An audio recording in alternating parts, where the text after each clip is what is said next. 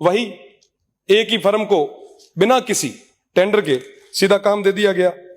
पता नहीं कैसे, मुझे लगता है कि वहां अंदर बैठे हुए लोगों को लगता है कि साहब यही करने वाले हैं। इसकी भी जांच होनी चाहिए। सीकर के टेंडर की अभी बात हुई तो मैं बताना चाहूंगा कि सीकर में अभी तक कभी कोई टेंडर हुआ ही नहीं। ठेकेदार करोड़ों रुपए डेयरी के लेके भाग गए, पर आज तक उसकी कोई रिकवरी नहीं। बाहरी जब खेत को खाएंगे साहब तो बचाने वाला कौन होगा। आज जयपुर डेयरी के जो चेयरमैन है उनका खुद का काला डेरा में एक किसान केसरी नाम की एक कैटल फील्ड प्लांट संचालित हुआ है। ये 4.5 करोड़ का एक टेंडर हुआ, सिंगल टेंडर किया गया, 1 करोड़ और 80 लाख रुपए भुगतान भी कर दिया गया। पर दुर्भाग्य है कि ना तो वो मशीन आई, पैसा किसके खाते में गया कोई नहीं जानता, और वापस कभी किसी ने सूद भी नहीं। माननीय अध्यक्ष महोदय, मैं आपका बहुत बहुत धन्यवाद देना चाहूंगा कि वार्षिक प्रतिवेदनों पर विचार रखने का मुझे मौका दिया। आज रीको पर और आरसीडीएफ पर प्रतिवेदन जो आए हैं, मैंने देखा कि आरसीडीएफ के प्रतिवेदन जो है वो 4 साल के एक साथ आज दिए गए हैं। मुझे लगता है कि ये सदन की अवमानना है। प्रतिवर्ष जो ऑडिट और प्रतिवेदन जो दिए जाने थे वो समय रहते दें तो कई सारी चीजें हो सकती है। आपके माध्यम से मैं मंत्री जी का ध्यान आकर्षित करना चाहूंगा, जैसा कि पहले भी तमाम सदस्यों ने विभिन्न प्रकार के घोटालों के बारे में बात की, भ्रष्टाचार की बात की। आदरणीय सदस्य ने अभी कहा कि सीकर में, टोंक में, झुंझुनू में, जैसे ही ये प्रतिवेदन आए उसके बाद में थोड़ा बहुत जो हमने तैयारी की तो हर जगह कई सारी स्थितियां निकल के आई। मैं आपको बताना चाहूंगा कि 2 साल पूर्व मालपुरा में एक बटर पैकिंग मशीन खरीदने के लिए 4.5 करोड़ का एक टेंडर हुआ, सिंगल टेंडर किया गया, 1 करोड़ और 80 लाख रुपए भुगतान भी कर दिया गया। पर दुर्भाग्य है कि ना तो वो मशीन आई, पैसा किसके खाते में गया कोई नहीं जानता, और वापस कभी किसी ने सूद भी नहीं। मैं आपके माध्यम से ध्यान आकर्षित करना चाहूंगा कि आरसीडीएफ की अभी बात चल रही थी कि ये जो स्टॉक है दूध का, पाउडर का, लगभग 14,000 टन घी का, ये इतना स्टॉक पड़ा है, इसका क्या करेंगे। इसके अंदर भी एक बहुत बड़ा खेल है। तमाम तरीके के जो प्रोडक्ट अभी मार्केट में आ रहे हैं, इन पे प्रोडक्शन की कोई डेट नहीं लगी हुई, एक्सपायरी डेट इस पे लिखी गई, क्योंकि ये रीप्रोसेस करके मार्केट में लाया जा रहा है।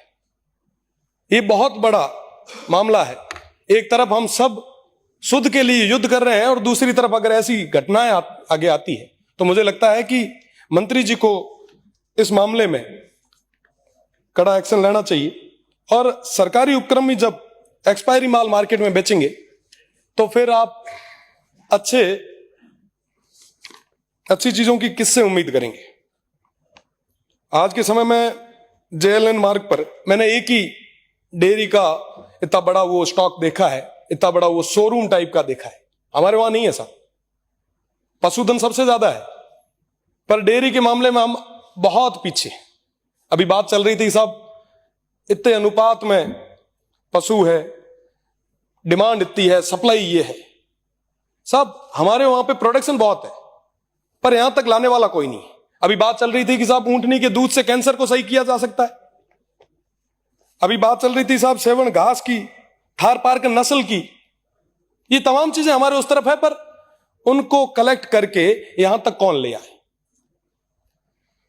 तो मेरा निवेदन रहेगा मंत्री महोदय से कि आप गांवों को मजबूत करने के लिए, वहां की अर्थव्यवस्था को मजबूत करने के लिए डेयरी को और सुदृढ़ करें। हमारे उस तरफ, उस रेगिस्तान में, उस सीमांत क्षेत्र में आप कलेक्शंस के नए सेंटर आप डेवलप करें। जेएलएन की मैंने बात की कि यहां पे जयपुर डेयरी का एक पार्लर है।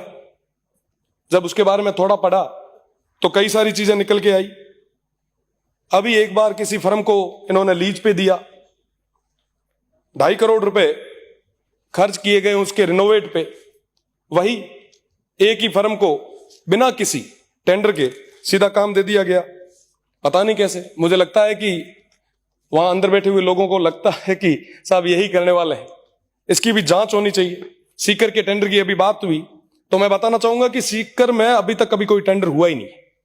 ठेकेदार करोड़ों रुपए डेयरी के लेके भाग गए, पर आज तक उसकी कोई रिकवरी नहीं। बाहरी जब खेत को खाएंगे साहब, तो बचाने वाला कौन होगा?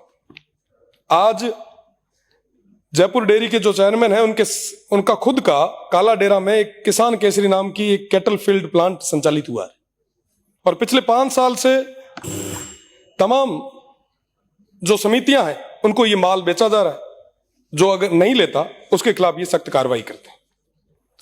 मैं आपको बताना चाहूंगा साहब कि ये RCDF जो है, इसका नाम राजस्थान चोर ठेकेदारों की फेडरेशन कर दिया गया है। हमारे लिए, सभी के लिए ये बड़ी दुख की बात है, और मैं निवेदन करना चाहूंगा मंत्री महोदय से, आप कड़े फैसले लें, संवेदनशीलता दिखाएं, क्योंकि ये जो मामला है, ये जो डेयरी है, ये सीधा आम आदमी से जुड़ाव रखती है। आपका बहुत बहुत धन्यवाद सभापति महोदय, बहुत बहुत धन्यवाद।